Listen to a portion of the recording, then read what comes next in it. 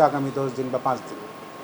ওইখানে যদি ভালো মানের একটা বৃষ্টি হয়, সেটার প্রভাবটা খুব বেশি তাড়াতাড়ি আমাদের দেশে পড়ে এবং আমাদের যে দেশের সাথে যদি বৃষ্টিটা থাকে। কিন্তু ওইখানে যদি বৃষ্টিটা না থাকে, তাহলে একটা উপায় তাপমাত্রা কমানোর, সেটা হলো বাংলাদেশের উপরে যে উত্তর পশ্চিম বা যে কোনো জায়গা থেকে সিস্টেম আসুক না কেন, কন্টিনিউ প্রতিদিন একটা না একটা বৃষ্টি দিতে হবে। তখন তাপমাত্রাটা তো সহনশীল পর্যায়ে থাকবে।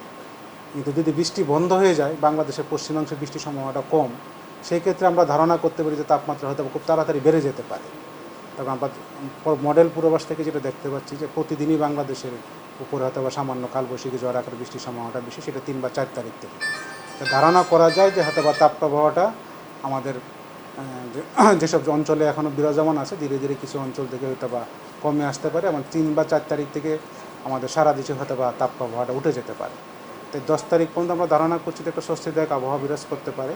এবং যদি প্রতিদিন বৃষ্টি দেয়, আর প্রতিদিন যদি বৃষ্টি না হয়, যদি থেমে যায় বৃষ্টিটা, একদিন বা 2 দিন গ্যাপ করে, তখন তাপমাত্রাটা আবার আগের অবস্থা চলে আসতে পারে। কারণ হলো বাংলাদেশের পশ্চিমাংশে বৃষ্টির সম্ভাবনাটা কম, যেখানে তাপমাত্রা হয় আমাদের সমান বা তারও বেশি। তবে আমি সুখবর যেটা বললাম যে ঢাকা বাংলাদেশে বৃষ্টির সম্ভাবনাটা প্রবল বৃষ্টির সম্ভাবনা, কিন্তু এই পশ্চিমাংশে বৃষ্টির সম্ভাবনাটা অনেকটা কম।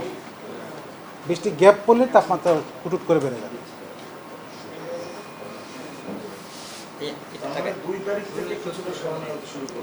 সহনীয়তা শুরু হবে পূর্বাংশ থেকে, শুরু হতে পারে সেটা। আপনি সারা দেশ বলতে পারবেন না। 2 তারিখ থেকে তাপমাত্রা দেশের কিছুটা অংশ কমে আসতে পারে। প্রথম কমবে কোথায় আমি বললাম?